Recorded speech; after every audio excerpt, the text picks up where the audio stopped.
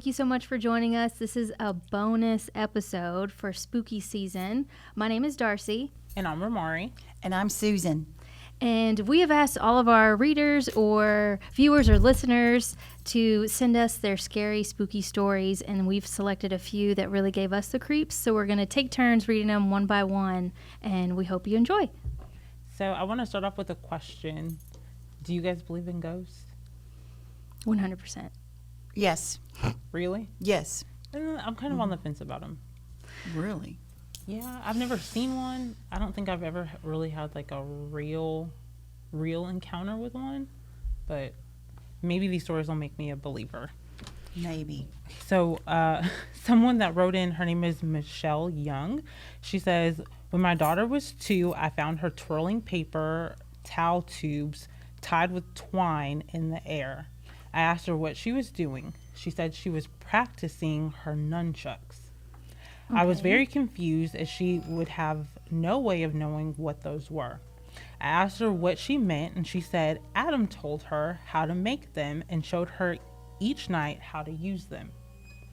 She went on to say that Adam told her to practice because she may need to know how to defend herself someday. What? I almost freaked out, but asked her what Adam looked like. She said, well, he's tall, blonde, and had blue eyes. She said, Mommy, you know what he looks like. You know him. He died of a headache. What? Right. So Michelle says, and she had to leave the room. You see, 4 months before her daughter was born, her tall, blonde, blue-eyed friend was a martial arts pro, and his name was Adam. He died of a brain aneurysm at the age of 27. She has not spoken of him since that day. So she's not sure if her daughter has not spoken of Adam since that day, so she's not sure if her reaction to what her daughter said made him leave or if her daughter had completed her nunchuck lessons. Oh, dang. I was not expecting the nunchuck lessons at the end. No. From her deceased friend. Goodness gracious. Yeah.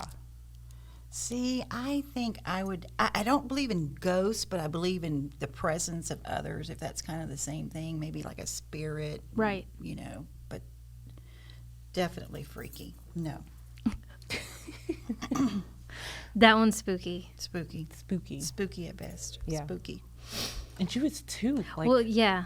how are you making nunchucks? And nunchucks, just for real. grabbing supplies around the house? I don't And know. she'd know what they were for. Right. Right. And then she was like, well, you know who he is. So did he say, I'm a friend of your mom's and I'm going to teach you how to do nunchucks? Like, what the heck? I don't know. What the heck? I've been like, well, you tell Adam I said Exactly. put my stuff back. Get out of my house. Before I karate chop For you. real. Yeah. Do you want to go next or you want me to go? I think while we're talking about small kids and spirits, I have a story that My story's about that someone wrote in, and Okay, it's so it's just little kids. It are just must crazy. be, yeah, Got it. a little kid episode, I guess, which sounds yeah. Let's do that. creepy. Little crazy, creepy kids. Right. This one, Guys, wait, time out. I forgot to introduce our other special guest. Oh. We have Alexis is behind me, and then Moira is behind Rhomari and Susan. Yes. Gosh. Okay, now we can begin. shout out for Moira and Alexis. Okay, since like we said, we were talking about spirits and babies, and this is just again kind of along the same line. A reader or a listener sent this in, and the story goes. The story is called "Mommy's Home." Mommy's home. A father is lying in bed after just waking up, and he grabs the baby monitor and walks back to his desk to work at his home. That was, his office at his home. He sees his baby on the baby monitor and hears his wife singing to her. He cracks a smile and he hears his wife say, "Go to sleep, go to sleep." Baby monitors are already scary. When number suddenly one. the front door opens and his wife comes in with groceries. Oh, What do you think about that? no. Immediately, no. Yank everything out of the wall. We're leaving. You snatch that baby up and run the heck out the house. Right? Oh, man. I thought there was more to Even this the story. voice, "Go to sleep." Yeah. Yeah, Oh. that's definitely creepy. I feel like on the news not that long ago, there was a report of like people hacking into folks' baby monitors. Yeah. and talking crazy. Mm-hmm. Yeah, we never used one, but our kids always slept like in our room. Mine Right. did too. Mine did too. Bigger. Our house is so small. I don't think we really need one. We can hear when they're like up to something, but yeah, we got monitors. I don't know. That's a scary one for me. Yeah. Okay, so mine also has to do with a little kid. This one's a little girl, and I don't know who sent this because it doesn't have a name. Well, we've changed So- names to protect the innocent. There you so go. everybody's name's not really what Right. it says. Okay, so a friend. Let me move my thing here so y'all can see me. Okay, so a friend of mine was living with her mom and was going through a divorce, so she was splitting time, like 50-50 custody. 1 week she'd have her daughter, the next week her husband would have their daughter. And the mom was saying that she felt like there was a little like girl ghost in the house. And my friend's like, nah, I don't believe in any of that. Whatever's real. And so this was one night that this story happened. I feel like I need to get serious. You're fine. Are we ready? Okay. Yes. I know. It was a Saturday night, and I was on the computer. It's probably like 2 a.m, and I'm just, I don't know, Pinteresting. The computer desk was in the kitchen facing a wall, and on the same wall was the doorway that led to the den and the bedrooms. So if anyone came out of the bedroom to get something from the kitchen, they would have to walk right past me. Alexis, which is our daughter, was always getting not up. The skeleton behind us. Not the no. Oh yeah, how funny. Not that Alexis. Okay. Alexis was getting up in the night and getting into trouble. She'd raid the fridge or knock something over while climbing up on something, and she liked to get up in the night, raid the kitchen because she knew everyone was asleep and she could get away with it.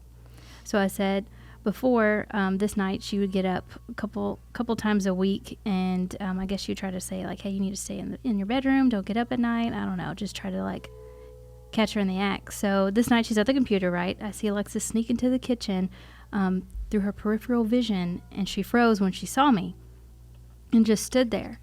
I didn't look at her or pay her any attention. I figured she had seen me, and so she knew she got caught and she was going to go back into her room. But she stood there about 3 minutes, just still.